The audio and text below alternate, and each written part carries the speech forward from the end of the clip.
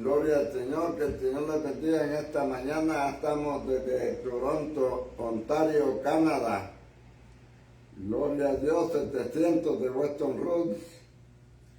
Es un privilegio estar nuevamente en la casa del Señor, amén.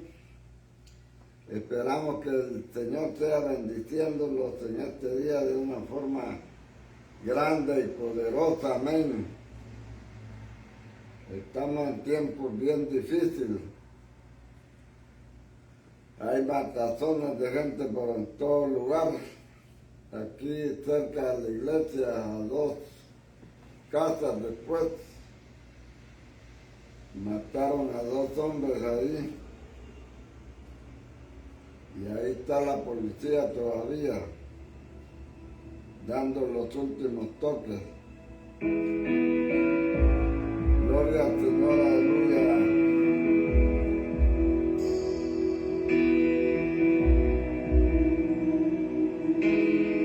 Sea el nombre de Dios glorificado para siempre, aleluya.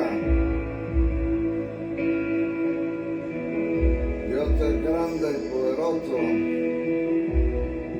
y hacedor de maravillas, aleluya. Alabado sea el nombre del Señor.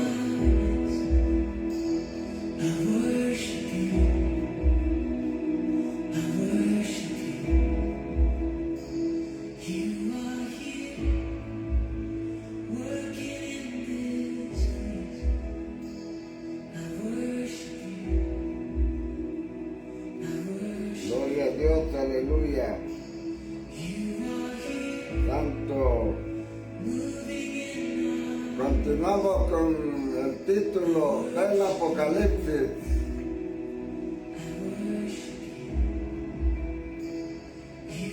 Gloria a Dios.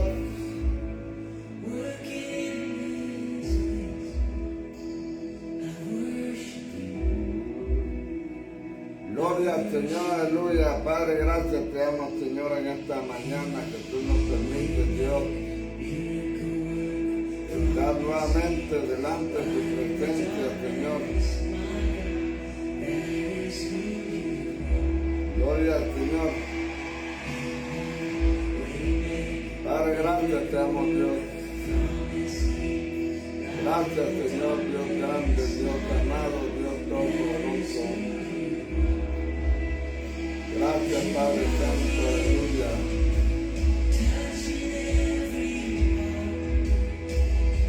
Gracias, Señor. Amén. Continuamos con el título del Apocalipsis, segunda parte, amén.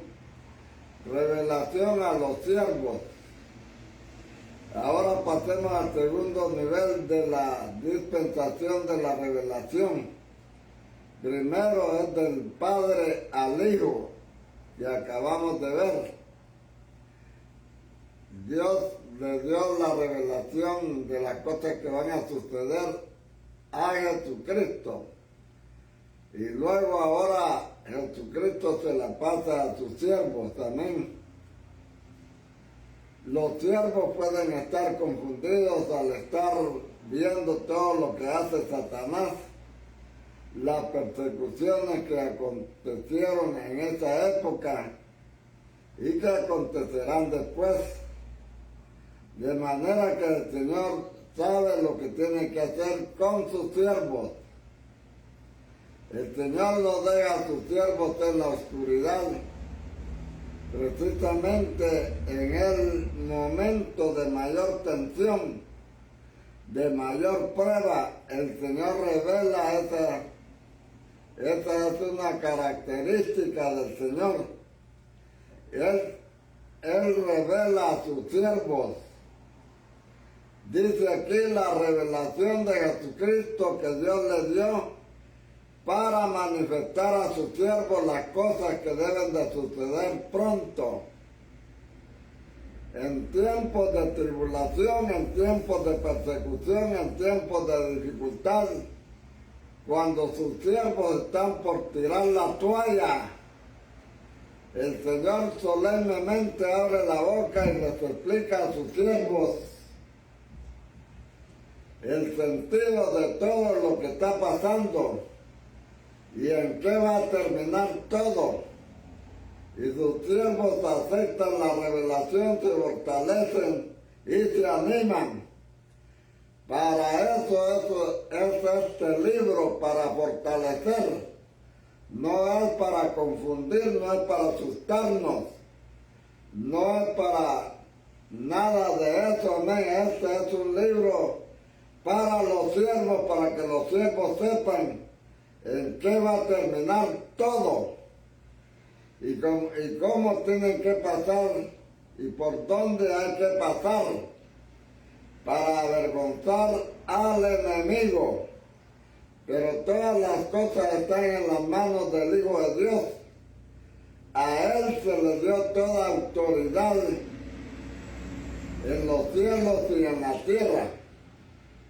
En los evangelios se nos explica la obra de Cristo, pero es en Apocalipsis donde vemos el trono, el cielo, donde vemos el reino, donde vemos la culminación, amén. Ahora veamos esta característica de Dios. Dios revela para manifestar.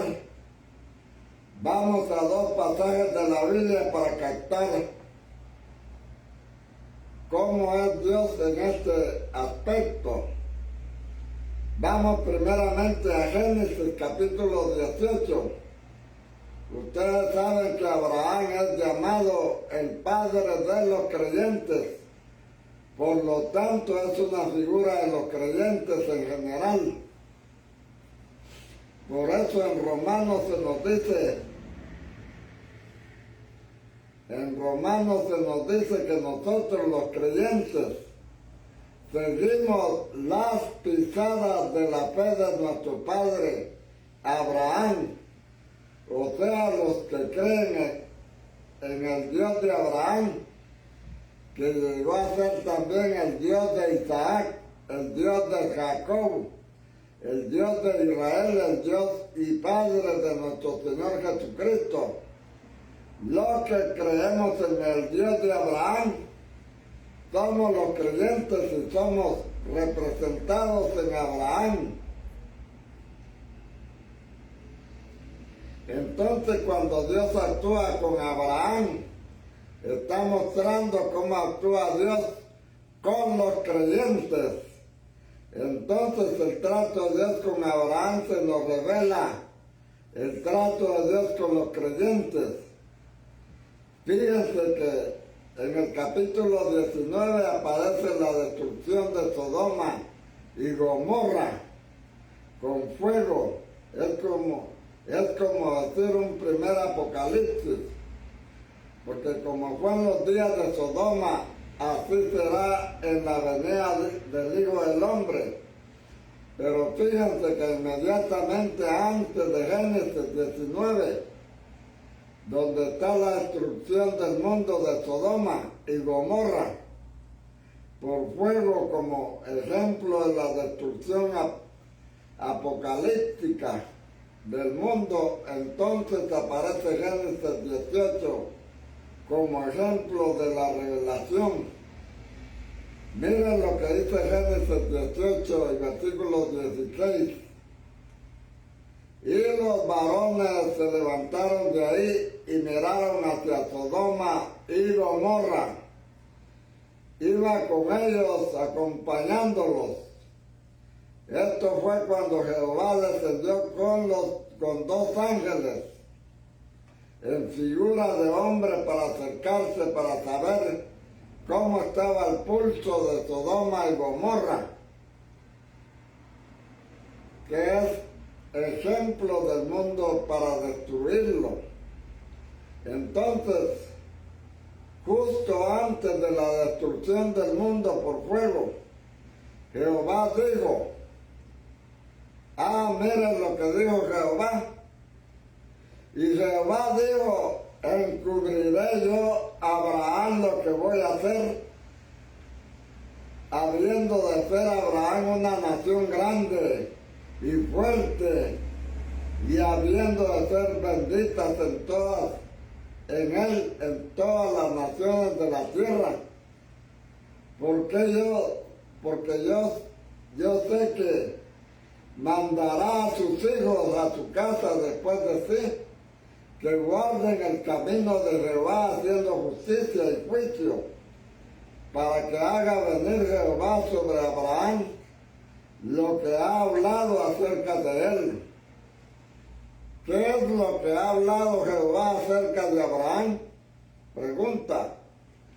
Abraham, en tus simientes serán benditas todas las naciones de la tierra.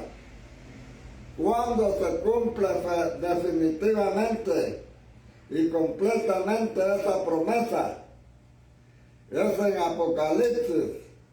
Pero fíjense que antes de la destrucción de Sodoma y Gomorra, cuya destrucción es un ejemplo para la destrucción por fuego del mundo, como lo enseña Jesús en los evangelios. Dios, antes de hacer eso, se lo revela a los suyos. Encubriré yo a Abraham lo que voy a hacer.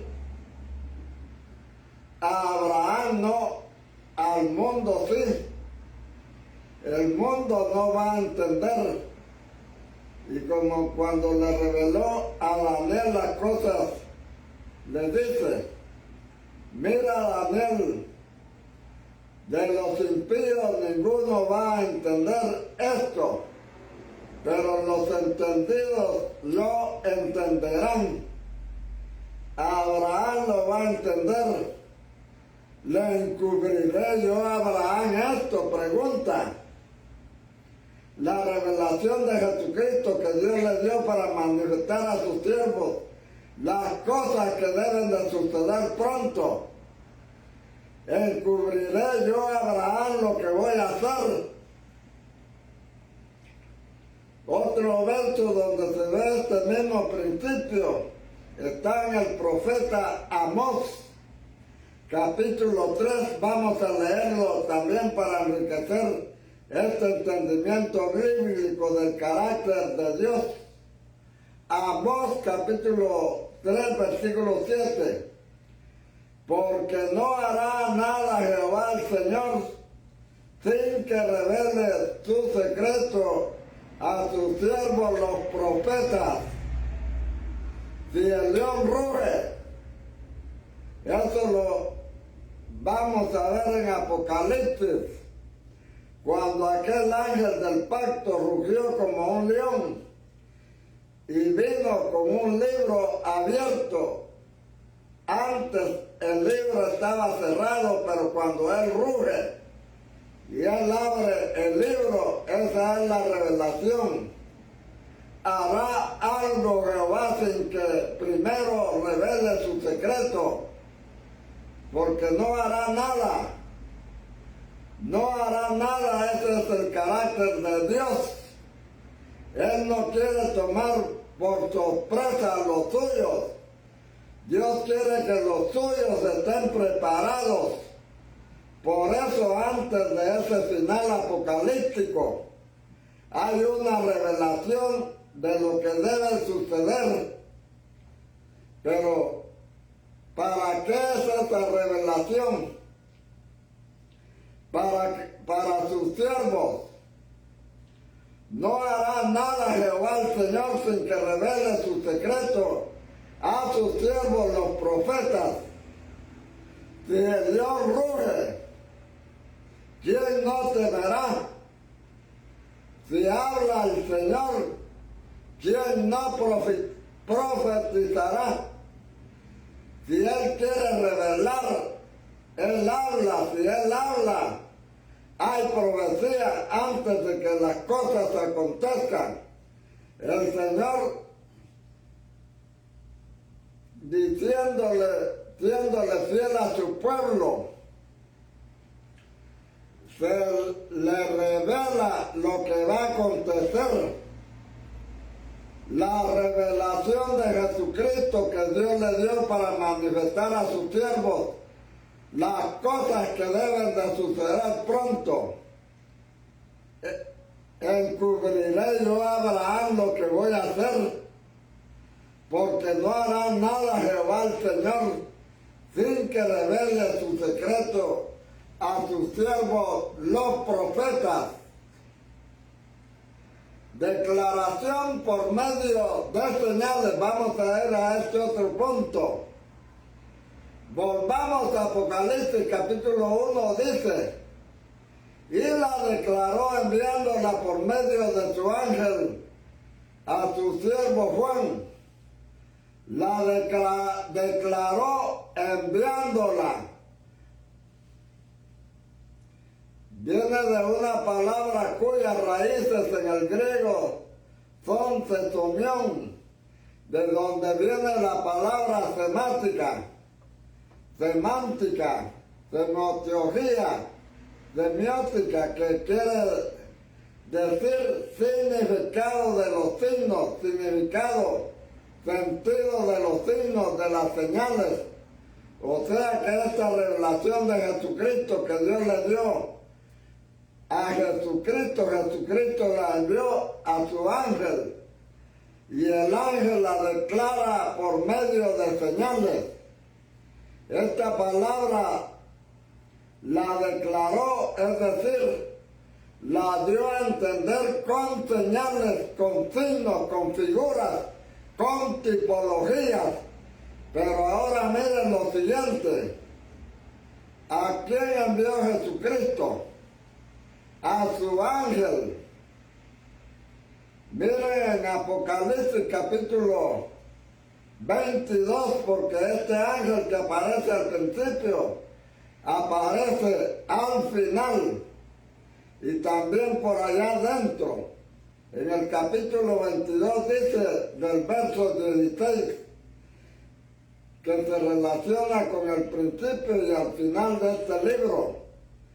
El principio dice: la declaró, la revelación de Jesucristo que Dios le dio a Jesucristo para manifestar a sus siervos las cosas que deben de suceder, o sea, el cumplimiento del propósito eterno de Dios, según la providencia y soberanía de Dios. La declaró a Jesucristo, enviándola por medio de su ángel. Dice aquí en el capítulo 22 de Apocalipsis, versículo 16: yo, Jesús, he enviado a mi ángel para dar los testimonios de estas cosas en las iglesias. O sea que los siervos del Señor están en las iglesias para dar los testimonios de estas cosas en las iglesias. Yo soy la raíz y el linaje de David, la estrella resplandeciente de la mañana. Antes de que salga el sol, viene la estrella resplandeciente y anuncia la venida del sol. Entonces el Señor, antes de que destruya a Sodoma y a Gomorra, revela algo. Antes de que haga algo, revela su secreto a sus siervos los profetas. Por eso envía a su ángel para declarar a sus siervos en las iglesias lo que debe de suceder pronto. Entonces Él se revela: yo soy. Cuando Él está actuando de esta manera, cuando el Señor está revelando algo antes de que suceda, cuando el Señor no te quiere tomar por sorpresa, Él está revelando como la estrella de la mañana. En ese contexto de revelar a sus siervos las cosas antes de que sucedan, dice: yo soy la raíz y el linaje de David, la estrella resplandeciente de la mañana. El Señor se revela como la estrella resplandeciente de la mañana, queriendo decir: yo soy el que antes de que el día amanezca les anuncia las cosas cuando aún están oscuras.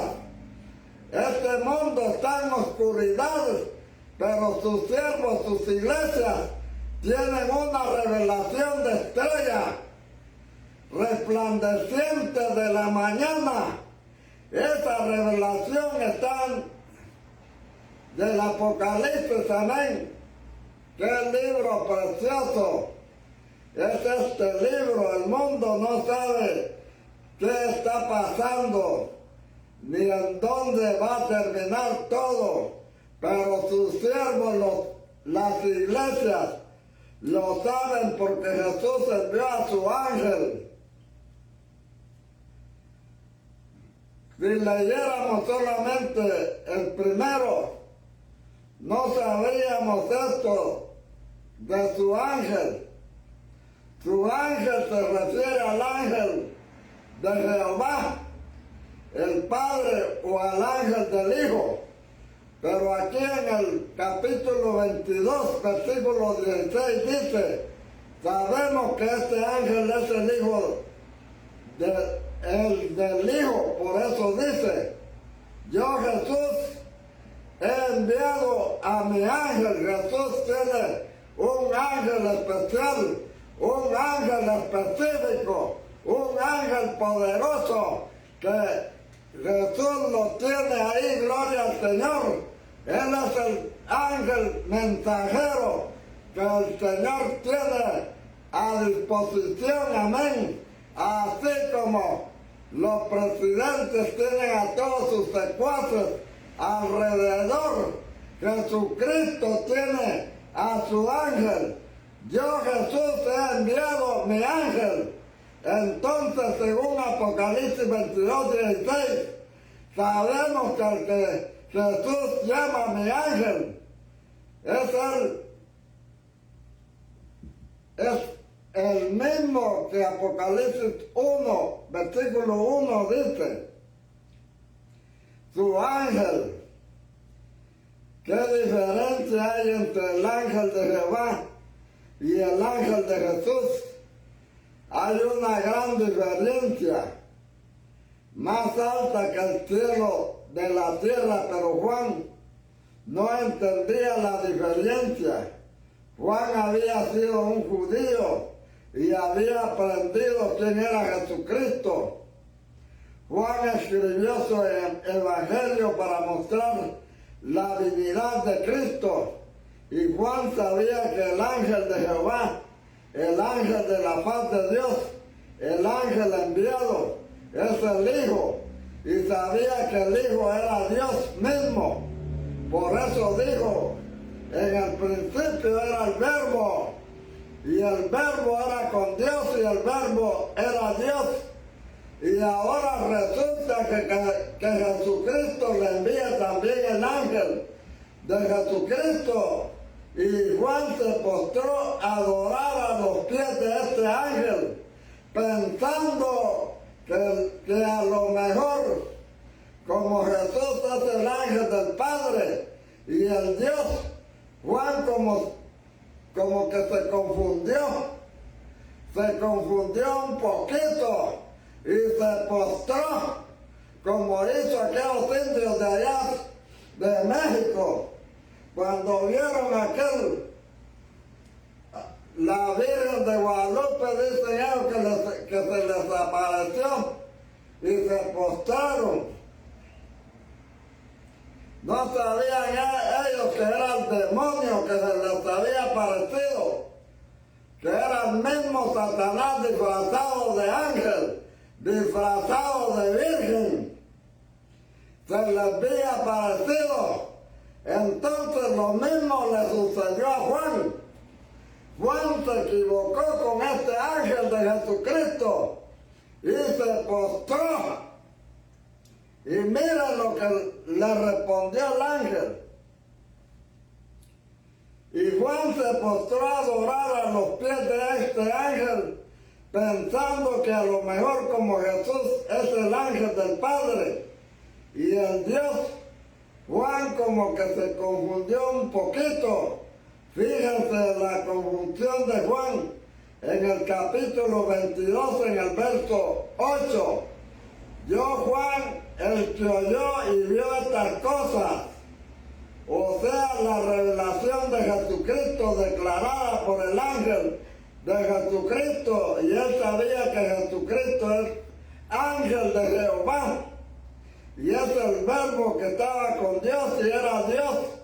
Entonces Juan, un poquito medio confundido, dice, y después que las hube oído y visto, me postré para adorar a los pies del ángel que me mostraba estas cosas. O sea, me revelaba a Jesucristo todo lo que va a dar culminación. Pero él me dijo, mira, no lo hagas. Stop, le dijo, para, no te postres, Juan. Para, Juan, le dijo, mira, si es un ángel del diablo, le va a decir, anda a llamar más gente para que me vengan a adorar.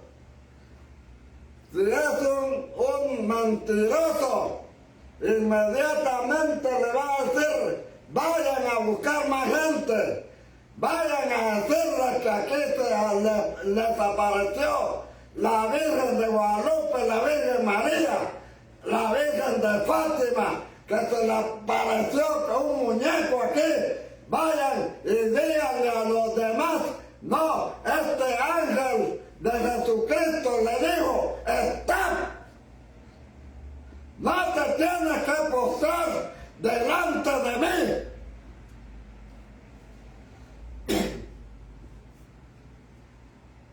Cuidadito, Juan, porque me lleva el diablo, le dijo el ángel, si dejo que me adores.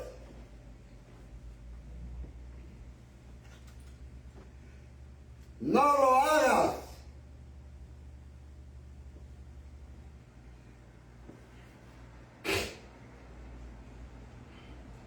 Alabado sea el nombre del Señor.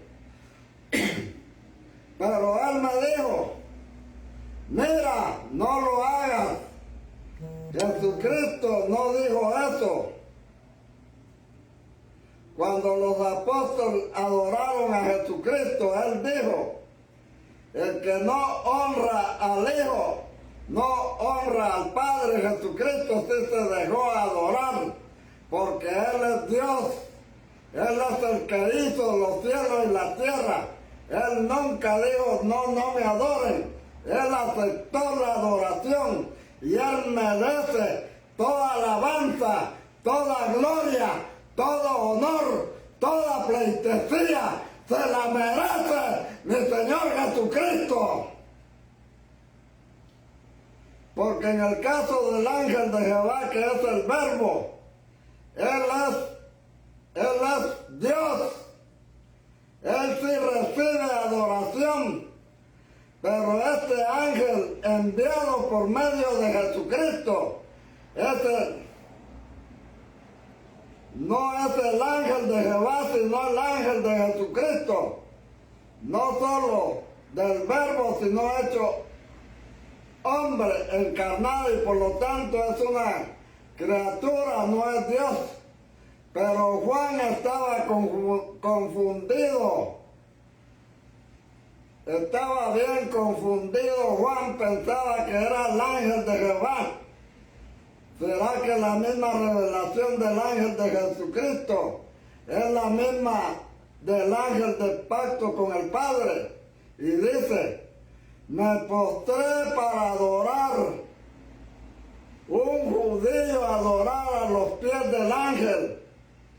Pero él me dijo, mira, no lo hagas, porque yo soy consiervo tuyo, tus hermanos los profetas, y de los que guardan la palabra de este libro.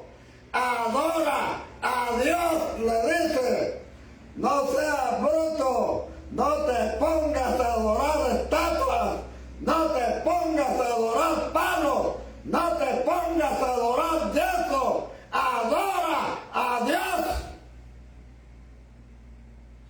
Hasta aquí el ángel de Jesucristo es una criatura, es un siervo y no recibe adoración, sino que remite toda la adoración a Dios. En cambio, respecto del Hijo, el Padre dice en Hebreos capítulo 1, cuando introduce el primogénito en el mundo, manda a todos los ángeles, adórenle todos los ángeles de Dios. Y Dios hizo al Hijo semejante al Padre, lo puso en el trono del Padre, para que todos le honren al Hijo como honran al Padre. Jesús, aleluya, Jesús es el mismo Dios. ¿Creéis en Dios? ¿Creéis también en mí?, les dijo Jesús. La relación del Padre y el Hijo es diferente a la relación del Hijo y su ángel. La relación del Padre y el Hijo es de igualdad. En cambio, la relación del Hijo y el ángel es de señor a siervo. El siervo es el ángel. Entonces este ángel no es el ángel del pacto, no es el ángel del Padre, sino que es el ángel de Jesucristo. Yo, Jesús, he enviado a mi ángel para darnos testimonio de estas cosas en las iglesias. Yo soy la raíz y el linaje de David, la estrella resplandeciente de la mañana. Vamos a ir a otro punto. Portadores del testimonio de Dios. Ahora fíjense en el siguiente contexto fundamental que aparece desde el principio y que nosotros, hermanos, como iglesia debemos de entender. A veces nosotros no entendemos esto. Y es como cuando un abogado no sabe que es abogado. Entonces no actúa como abogado. Si el siervo no sabe que es ingeniero, no actúa como ingeniero. Y si nosotros no sabemos que somos portadores del testimonio de Dios, del testimonio de la palabra de Dios y del testimonio de Jesucristo, no actuamos como testigos. Este libro nos revela para que nosotros seamos portadores del testimonio de Dios. Amén. Dios va a juzgar a este mundo, pero cuando Dios va a juzgar al mundo, Él va a tener unos testigos que le hablaron al mundo, que le señalaron al mundo el camino y amonestaron al mundo, y el mundo no los tuvo en cuenta. Por eso la condenación del mundo será justa, como Noé. Mientras Noé estaba construyendo el arca, él estaba dando testimonio del juicio de Dios que vendría sobre el mundo.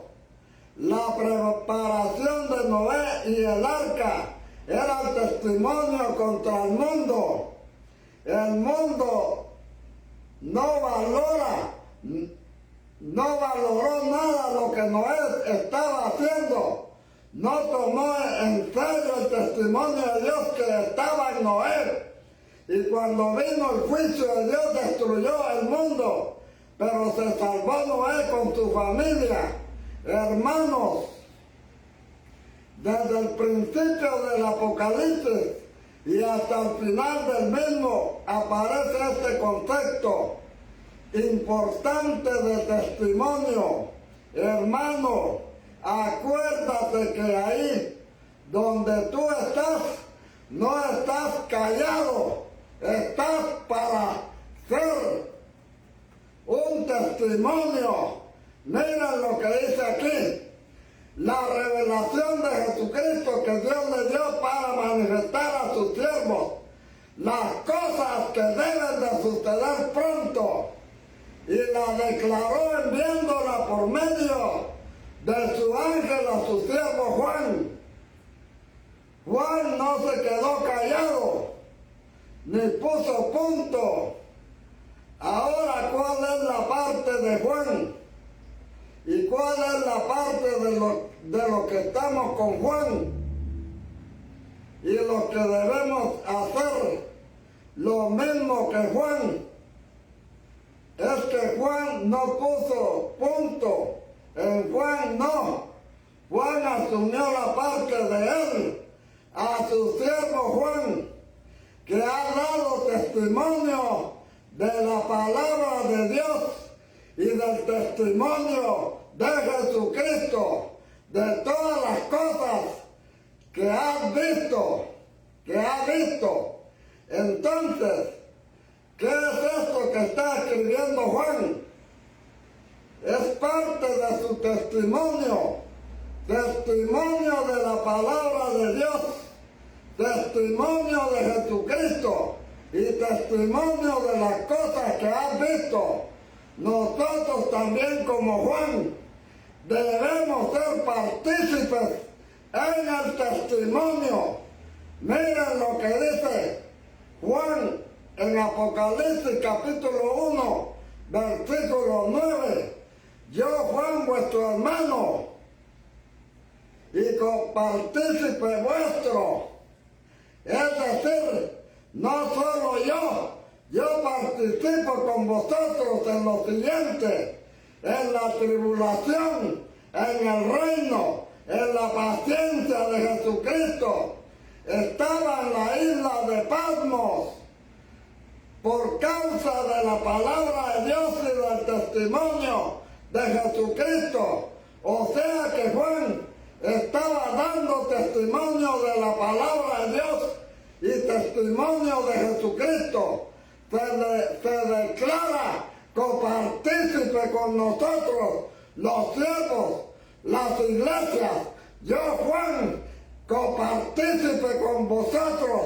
No es solo Juan, somos también los siervos que recibimos el testimonio, copartícipes con Juan, con las iglesias, copartícipes con Juan, nosotros, las iglesias, amén, aleluya, como Noé, que estamos construyendo el arca, porque estamos reunidos. ¿Por qué estamos reunidos aquí? Estamos preparándonos para el juicio que viene.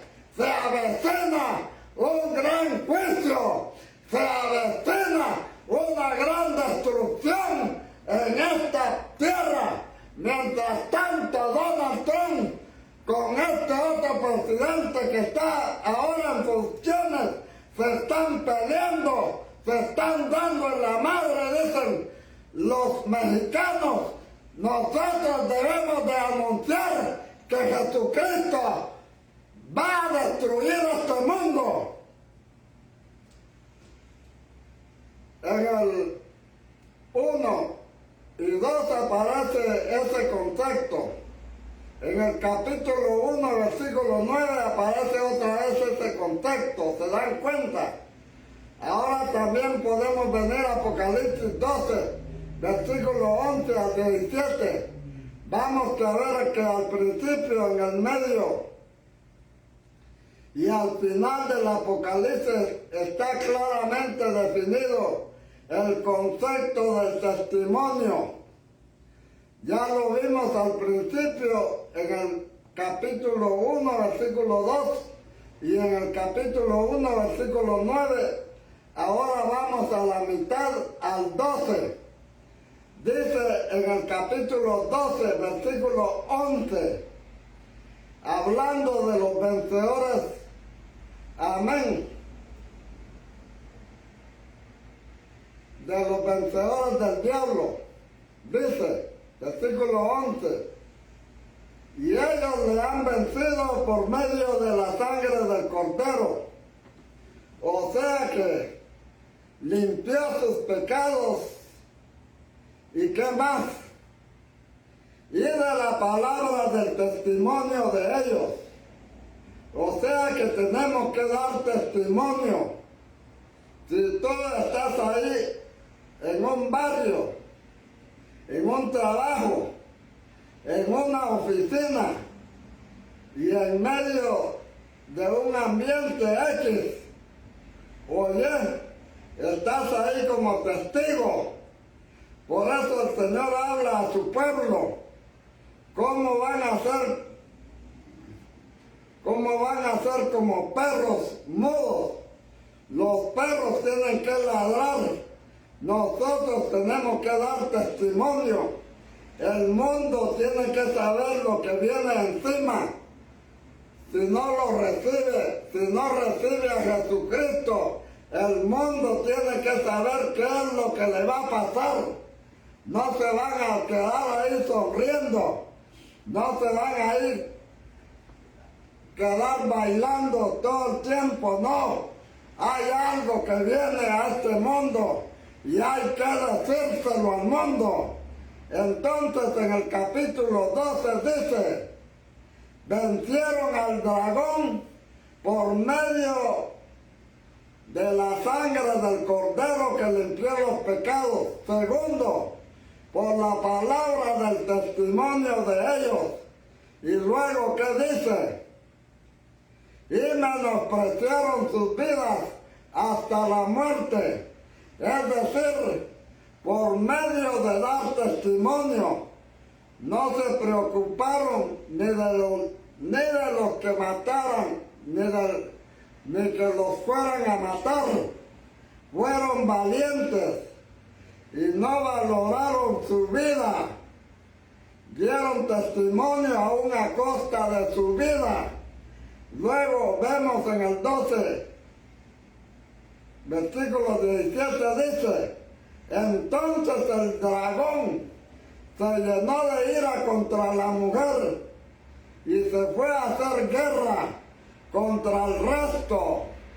Esa palabra, el resto, se podría traducir mejor, remanente de la descendencia de ella, o de Abraham, o de Jesucristo, los que guardan los mandamientos de Dios y tienen el testimonio de Jesucristo. Hermanos, el mundo no sabe quién es Jesucristo, pero nosotros sabemos quién es Jesucristo. Por eso tenemos que dar testimonio de Jesucristo, aunque sea un folletito, pero tenemos que dar testimonio, más con folletitos también, pero aunque sea con eso, la gente tiene que saber que hubo profeta en Israel, que hubo profeta en Montreal, que hubo profeta en Cuba, que hubo profeta en los Estados Unidos, que hubo profeta en México, que hubo profeta en Guatemala, que hubo profeta en El Salvador. El mundo tiene que saberlo, que hubo cristianos gritando a pecho y espada, gloria al Señor, en las calles. Hermanos, habrá un juicio final, pero Dios está teniendo testigos para ese juicio. Y esos testigos tienen que ladrar como perros, amén. No solo actuar, sino hablar. Entonces dice, ahora, sí, guardan los mandamientos de Dios y tienen el testimonio de Jesucristo. Ahora vamos hacia el final de la Biblia, Apocalipsis 19, versículo 10. Otra vez dice Juan, yo me postré a sus pies para adorarle. Juan estaba temblando, él no entendía bien, y él me dijo, mira, no lo hagas, yo soy consiervo tuyo. Fíjese en esta palabra, consiervo, de tus hermanos que retienen el testimonio de Jesús. O sea que se supone que los hermanos que retengan el testimonio de Jesucristo, Jesús dijo, porque el que se avergonzare de mí y de mis palabras, de este se avergonzará el Hijo del Hombre cuando venga en su gloria y la del Padre y de los santos ángeles. Os digo que todo aquel que me confesare delante de los hombres, también el Hijo del Hombre le confesará delante de los ángeles de Dios, de manera que debemos de confesar a Jesucristo, retener el testimonio de Jesucristo. Amén, hermanos. A veces hasta nuestros parientes nos asustamos cuanto más del diablo, amén. Vamos a Apocalipsis capítulo 20, donde aparece ya el milenio y la descripción del reino. Dice en el versículo 4, y vi tronos y se sentaron sobre ellos. ¿Quiénes fueron los que se sentaron sobre los tronos? Los que recibieron facultad de juzgar. ¿Quiénes recibieron facultad de juzgar en trono con Jesucristo en el milenio?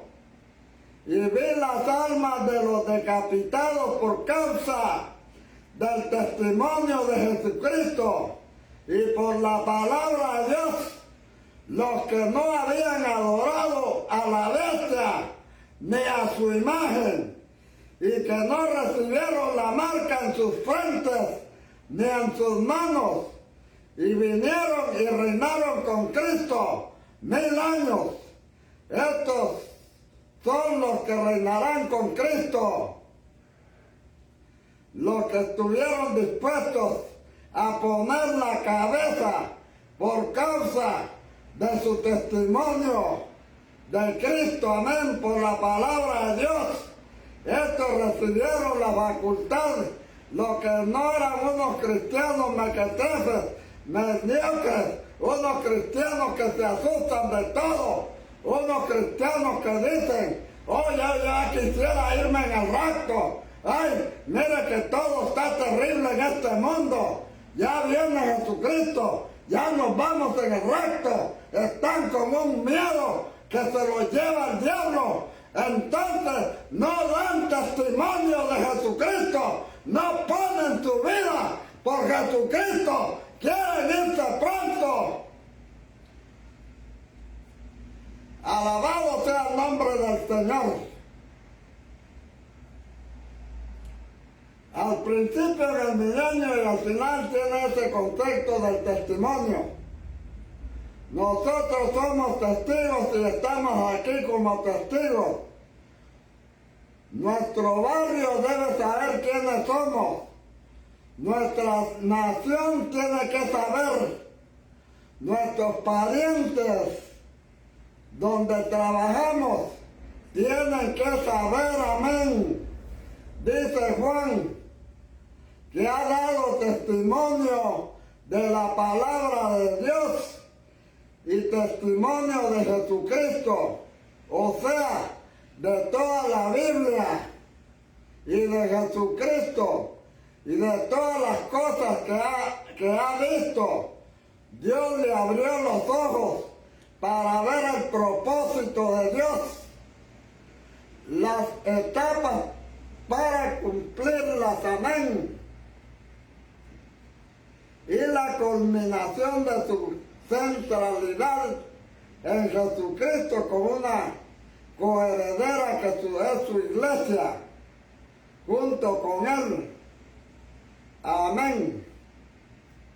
Vamos a otro punto ya para terminar el título del Apocalipsis, promesa de bienaventuranza. Vamos al último verso por esta noche, por esta mañana quiero decir, bienaventurado que lee. Ningún libro dice esto, solamente el Apocalipsis, el libro que menos la gente quiere leer.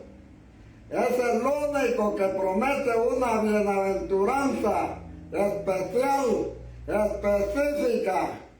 El Génesis no dice así, ni el Éxodo, ni nada del Pentateuco, ni el Antiguo Testamento, ni los Evangelios, ni el de Juan, ni de las epístolas, ni la de Romanos, ni nada. Solo el Apocalipsis dice, bienaventurado el que lee. Mire, por eso somos bienaventurados. Nomás empecé a leer este libro, me ha ido una gran bendición. Ustedes han visto cómo he estado yo ocupado al nomás empezar a leer este libro. Póngaselo a leerlo y ya verá cómo le va. Me va a contar el testimonio. Bienaventurado que lee. El Señor sabía que mucha gente iba como escabullirse de este libro. Hermanos, aquí no estamos para ser torturados psicológicamente, no. Estamos para ser bienaventurados. Nos hemos aventurado bien. Bienaventurado el que lee y los que oyen la palabra de esta profecía y guardan las cosas en ellas escritas. Las guardan porque el diablo las va a querer arrancar, las va a querer cambiar, las va a querer destruir. Ha tratado la manera de destruir toda la Biblia, ha tratado la manera de encarcelar la Biblia.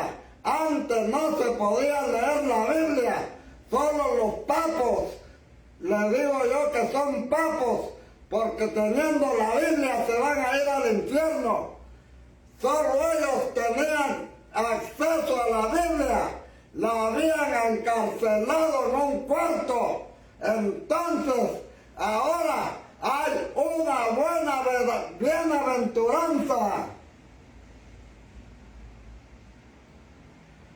Las que guardan, porque el diablo las quiere arrancar, amén. Estaba hablando del diablo.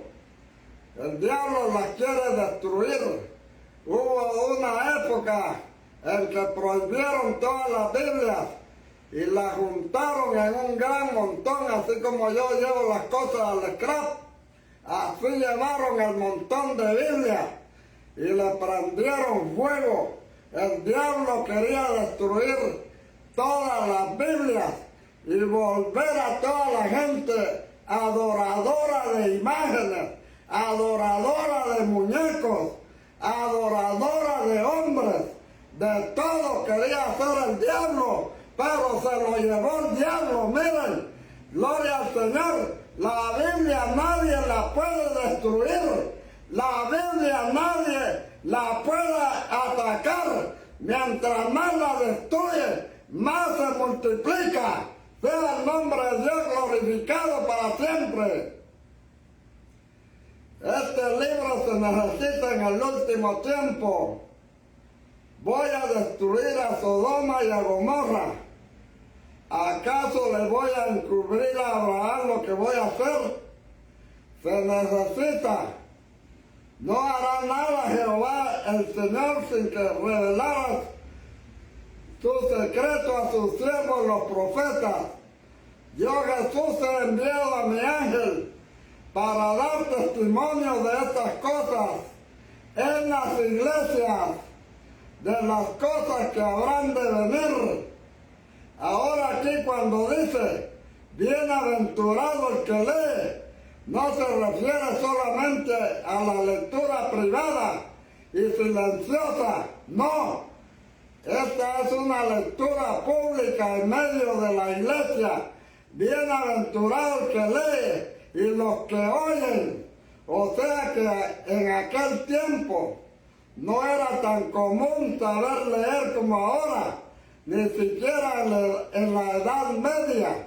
Eran pocas las personas que sabían leer, y también en estos tiempos ya los niños que van a la escuela pasan al grado 6, pero llegan al grado 6 y no saben leer, no saben ni escribir, porque se la han pasado todo el tiempo en el teléfono, en el celular, mirando juegos, mirando porquerías. Y estamos retrocediendo. Mire que ya cuando termina la high school, los maestros, para no dejar a estos jóvenes todos tembeleques que no han estudiado, los mandan a una escuela especial, que ahí al terminar unos 2 grados ya le dan el título de que es enfermero o de lo que sea, que es un chef de cocina, de restaurante. Ya le dan ese título para que este alumno que fue a la escuela por gusto no se quede ahí barriendo las calles, sirviendo de esclavo ahí en el McDonald's todo el tiempo, trabajando solo 4 horas. Entonces le dan ese título porque no estudiaron. Igual pasaba en la Edad Media, igual pasaba en el tiempo antiguo. No estudiaban, no era porque no querían estudiar, sino que no había muchas escuelas.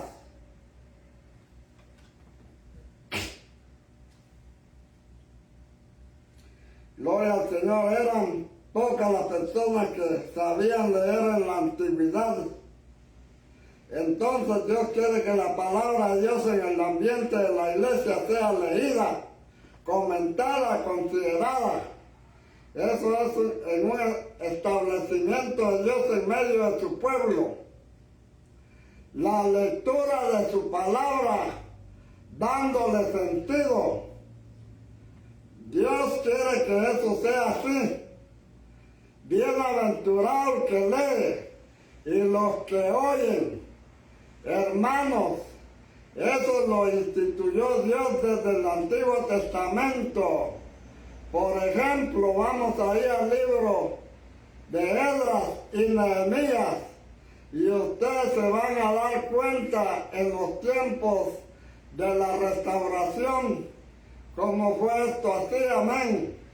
Vamos a Nehemías capítulo 8, versículo en adelante, amén,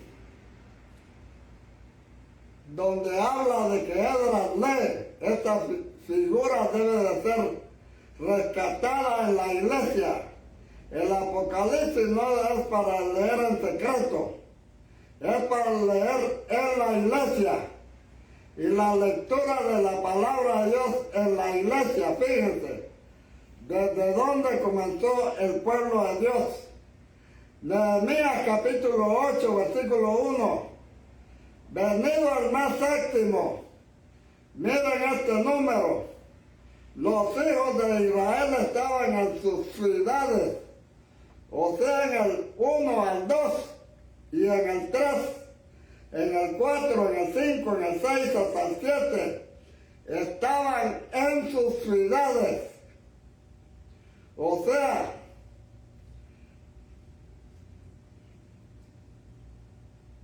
pero ya hacia el punto final, desde el 7, séptimo mes, se juntó todo el pueblo como un solo hombre en la plaza que está delante de la puerta de las aguas, cerca de la puerta de las aguas. Vamos a esperar que pase este mensaje. Estaba en las puertas de las aguas, figura de Cristo. Él es la puerta donde emanan aguas. Lo otro era una figura y dijeron a Edras, el escriba, dijeron a Edras. O sea, no fue que Edras lo obligó, sino que ellos querían oír que trajese el libro de la ley de Moisés, la cual Jehová había dado a Israel. Y el sacerdote Edras trajo la ley delante de la congregación, así de hombres como de mujeres, y de todos los que podían entender. El primer día del mes, y leyó el libro delante de la plaza que está delante de la puerta de las aguas, desde el alba hasta el mediodía. ¿Será que usted aguantaría una lectura de esas? A veces nosotros hemos leído desde las 9 de la mañana hasta las 11 de la noche, ¿verdad? Esto lo hacía el pueblo desde el alba hasta el mediodía, en la plaza, en presencia de hombres y mujeres y de todos los que podían entender. Y los oídos de todo el pueblo estaban atentos. El Espíritu Santo les dio una tremenda atención al libro de la ley. Y el escriba Edras estaba sobre un púlpito de manera que habían hecho para ellos.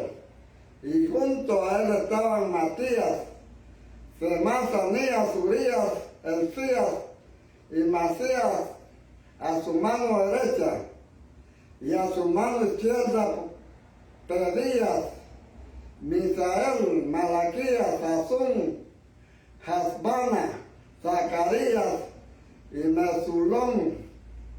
Abrió pues Edras el libro a ojos de todo el pueblo, que estaba más alto que el pueblo, y cuando lo abrió, todo el pueblo estuvo atento. Bendijo Edras a Jehová Dios grande, y todo el pueblo respondió amén, amén, alzando sus manos, y se humillaron y adoraron a Jehová inclinados a tierra. Ahora fíjense, y los levitas, o sea, los 7 de la derecha a la izquierda, eran los que ayudaban a Edras en la lectura, porque eran como 6 horas leyendo. Pero además de eso había levitas, porque la ley estaba escrita en hebreo arcaico, antiguo, pero en la época de Edras se hablaba en arameo. Entonces había que hacer una traducción del hebreo arcaico al arameo actual. Esa traducción se llamó Targum. Los Targumes fueron los traductores, o darle el sentido de lo que estas palabras arcaicas en hebreo querían decir. Ahora en arameo, eso se llama un Targum. Ese es el origen de los Targumes, amén. Y los levitas Jesús, Beni, Serbias, Yamin, Acub, Sabetal, Jodias, Masías, Celita, Zaharías, Josabid, Hanán, Pelaya, hacían entender al pueblo de la ley. Es que me confunden estos nombres y en vez de darle un punto final sigo leyendo como que eran nombres. Entonces dice, hacían entender al pueblo y leían el libro de la ley de Dios claramente, podían el sentido de modo que entendiesen la lectura. Hermanos, esto sucedió en un momento claro de restauración. Hay que dar lugar a la lectura de la palabra, amén. Gloria al Señor.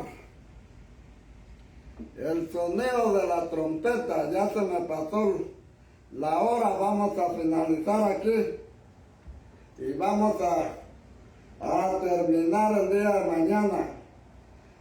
Santo el Señor, gracias te damos, Señor. Dios Todopoderoso, Dios grande, aleluya.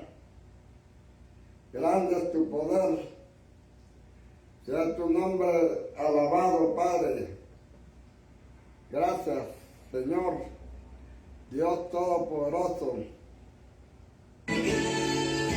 Bendecido sea para siempre, Dios. Dios te bendiga, Dios te guarde.